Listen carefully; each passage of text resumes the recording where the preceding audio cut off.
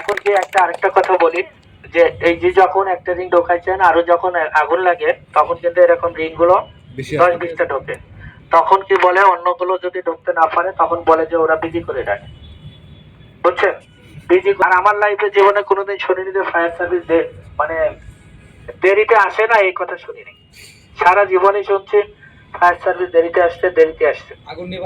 আগুন নিভানোর পরে ছাই নিভানোর জন্য আসছে। এটা কমন কথা, ঠিক আছে? এটা কমন কথা না, এটাই সত্য কথা।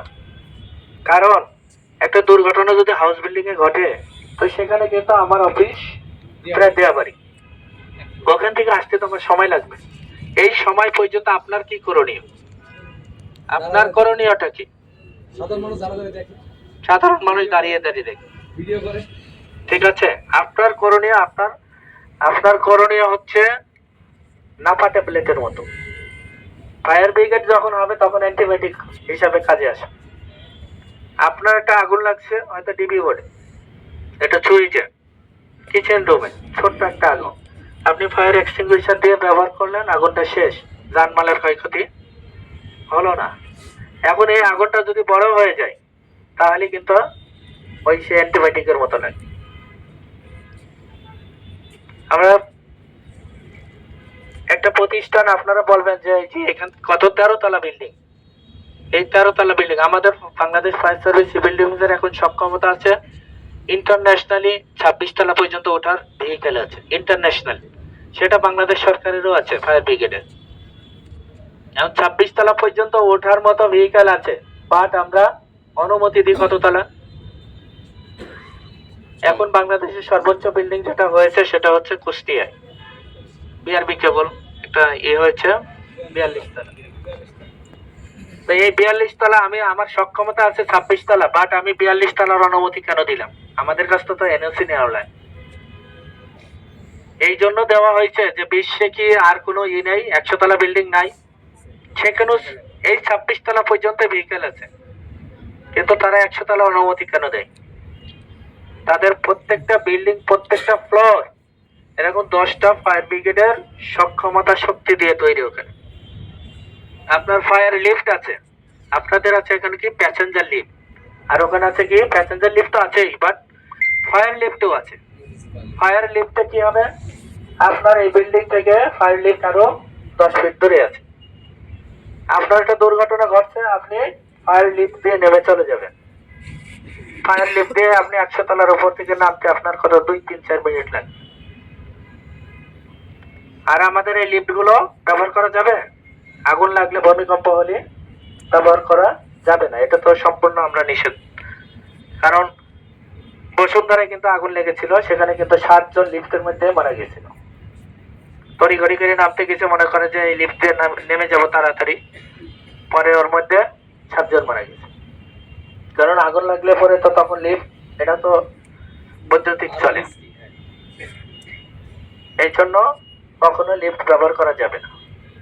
যেটা সিকুয়েন্স, সেটা হচ্ছে একটা দুর্ঘটনা ঘটবে, যে দেখবে সে সাইরেন বাজিয়ে দেবে। এই সাইরেন বাজা মাত্র আমরা কেউ ভিতরে থাকবো না, যার যার অবস্থান থেকে আমরা নিচে চলে যাব নিরাপদ স্থানে। এখানে যে ফ্লোরে আগুন লাগবে সেই ফ্লোরে মানুষগুলো আগে বাইরে হওয়ার সুযোগ দিতে হবে, মানে সিঁড়ি ব্লক করা যাবে না। আর আরেকটা জিনিস, যে সিঁড়ি আমরা দেখেছি সিঁড়ির মধ্যে অনেক লাশ পাই, আহত নিহত মানুষগুলো সিঁড়ির মধ্যে বেশি পাই। কেন?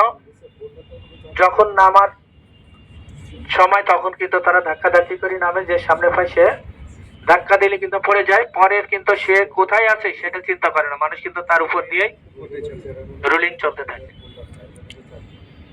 এই কাজটা করা যাবে না, কারণ একটা প্রতিষ্ঠানে দুর্ঘটনা বড় হতে মিনিমাম আধা ঘন্টার সময় লাগে। আর আপনার এই 13 তলা থেকে বাইরে আপনি সিঁড়ি দিয়ে বাইরে হতে আপনার সর্বোচ্চ 3 মিনিট সময় লাগবে। তাহলে আপনি চিৎকার চেঁচামেচিও করা যাবে না, মেন্টালি আপনাকে সাপোর্ট ভালো রাখতে হবে। সব মিলায় আপনার এই দুর্ঘটনাটাকে মোকাবেলা করতে, আপনি যদি নিচে নামতে না পারেন তাহলে উপরে উঠে চলে যান। চলে আসলে পরে তো আমরা কিছুক্ষণ পরে এসেই কিন্তু আমরা আমাদের ভেহিকেল দিয়ে আমরা উদ্ধার করে নিয়ে যাই। আর এই ছোট্ট একটা জিনিস, এটা যদি ব্যবহার করতে পারেন তাহলে কিন্তু এটা ব্যবহার করার নিয়ম হচ্ছে, প্রথমে সেফটি পিনটা খুলতে হবে। প্রথমে একটা দেখেন আপনারা তো এটা পারেন মনে হয়, পারেন না? সবাই পারেন না? পারেন? আচ্ছা, আমরা এখন শিখাবো। প্রথমে কি করলাম, আমরা সেফটি পিনটা খুলে ফেলছি। দেখছেন এখানে একটা সেফটি পিন আছে, এই যে এখানে সেফটি পিন আছে, দেখছেন? এই সেফটি পিনটা দেওয়ার অর্থ হচ্ছে এখানে হচ্ছে ক্যারি হ্যান্ডেল, অপারেটিং লিভার। এটা চাপ লাগলে পরে মিস ইউজ হয়ে যাবে, এই জন্য এই ক্যারি হ্যান্ডেলটা দেওয়া।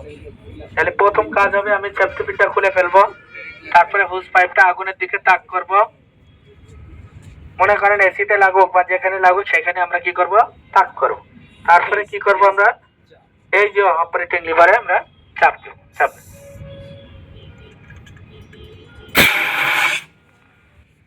এটা আমরা চাপ দেব। এটা কিন্তু ওই যে একটা কাজ করেছিল, দেখলেন? চাপ দিল, তারপরেও কিন্তু হচ্ছিল না। কেন হচ্ছিল না? সেফটি পিনটা খোলে না। আমরা ট্রাই তো করবে সবাই, 1 বাই 1। হ্যাঁ, যারা এখানে, আমি বাস্তবে অনেক জায়গায় দেখা যায়, অগ্নি নির্বাপনের সময় গিয়েছি, অনেকজন বলেছে যে আমরা অনেকগুলো ব্যবহার করেছি বাট আগুন লিভে নাই। তো কিভাবে ব্যবহার করেছে? বলছে এগুলো একটা করে 2, 3, 4টা ধরেছে আর ফেলে দিয়েছে আগুনের মধ্যে, বুঝছেন? তো তারা তো ইউজ করতেই পারে না, তাহলে পরে আগুনটা লিখবে কি করে? এখন ওই যে আবার অনেকজন কি করে, এটা ব্যবহার করার সময় দেখা যাচ্ছে নিয়ে এসে এভাবে চাপাচাপি শুরু করে, কিন্তু কাজ হবে না। ওই যে প্রথমে যেটা হয়েছিল, সেফটি পিনটা খুলতে হবে প্রথমে। আর যখন একটা দুর্ঘটনা ঘটে তখন ব্রেনে কাজও করে কম মানুষের। তাহলে আমরা একটু প্র্যাকটিস করব, যারা আমরা পারি না, একবার প্র্যাকটিস করলে সারা জীবনের জন্য কাজে লেগে যাবে। ঠিক আছে, আমরা একটু প্র্যাকটিস করি। এই মুখে মারো না, অনেক পেরেছে তুমি।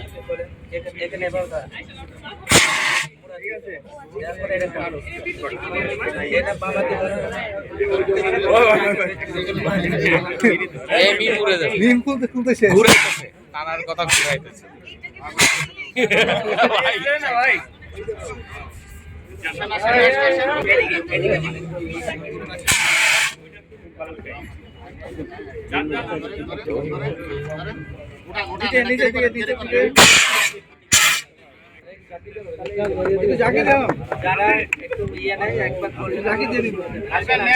আমি আসবো।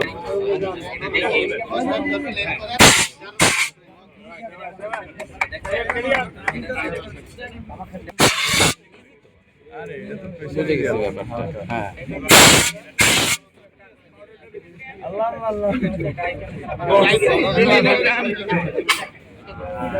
এটা কি? এটা কেমন? এটা কেমন? এটা দেখতে চাই না।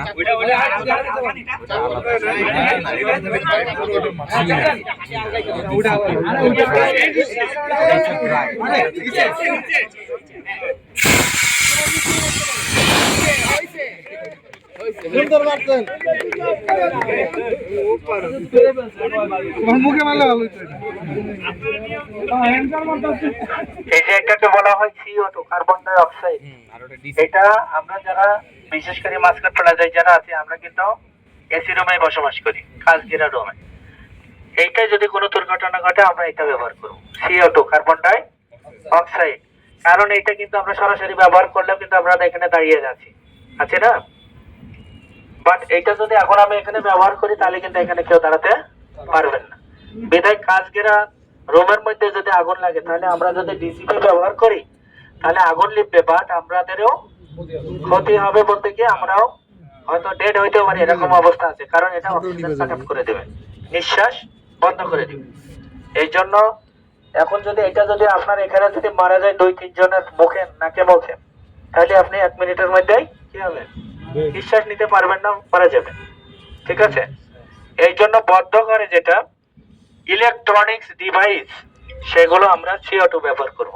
যদি এটা না থাকে তারপরে আমরা DCP ব্যবহার করব, ডাইকেমিক্যাল পাউডার। আরেকটা আছে কি, ফোম ফায়ার এক্সটিংগুইশার। সেটা সাধারণত আমরা তেল জাতীয় আগুনে ব্যবহার করি। পানির চেয়েও তেল পাতলা, তেলের চেয়েও ফোম পাতলা। অতএব আমরা ফোম, যেমন কোনো যদি এয়ারক্রাফট হয়, তখনই কিন্তু আমরা সব ফোমের গাড়ি, আমাদের দেখবেন গাড়িগুলো সবই তো লাল গাড়ি, লাল গাড়ির মধ্যে অনেক প্রকারভেদ আছে। কোনোটাই আছে ওয়াটার টেন্ডার আছে, কোনোটাই আছে home tender, chemical tender, BA tender, মানে এক এক ক্যাটাগরি গাড়ি আছে। এখন যদি মনে করেন যে ইয়ার একটা আগুন লাগছে, আমরা মাঝে মধ্যে কিন্তু এয়ারপোর্টে যাওয়া লাগে, তখন কিন্তু আমরা ফোমের গাড়ি নিয়ে যাই, কারণ ইয়ারের মধ্যে অনেক তেল জ্বালানি থাকে, জানেন তো জি, কি পরিমাণ থাকতে পারে, ধারণা আছে? অনেক অনেক আছে, ধারণা আছে? উইং ভর্তি। এই যে একটা বড় যে ইয়ার গুলো থাকে, ইয়ার বাস গুলো, সেখানে 140 টন শুধু জ্বালানি থাকে, 140 টন। তাহলে 140 টন জ্বালানি আর আগুন কিন্তু ওই ফুয়েলেই লাগে। দেখবেন পাখা, যে পাখাটা আছে না, পাখার মধ্যে পুরো এইখান থেকে পুরোটাই কিন্তু ওদের ফুয়েল ট্যাঙ্কার। কারণ এগুলো তো আমরা ওখানে যাই, যে এগুলো আবার আমাদের সব সার্ভে করা লাগে, কারণ একটা ঘটনা ঘটলে তো সেখানে মোকাবেলা আমাদেরই করা লাগে।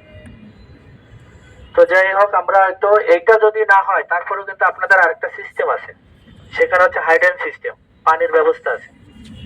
ওখানে একটা হোজ পাইপ যদি আপনি ধরায় নেন, একটা হুইল খুলে দেবেন, পানি অটোই পানি চলে আসে। কিন্তু আমার কথা হলো যে নাপা টেমপ্লেট আমরা শেষ করে দেবো, আমরা এতে ওইদিকে আর যাওয়ার আমাদের প্রয়োজন নেই। ওই হোজ পাইপও তখন কিন্তু বড় হওয়ার আগুনই কিন্তু হোজ পাইপ তখন লাগবে, আর ছোট্ট পরিসরে আগুন কিন্তু এটা দিয়ে আমরা শেষ করি। ঠিক আছে, সবাই ভালো থাকবেন, সুস্থ থাকবেন, নিরাপদে থাকবেন।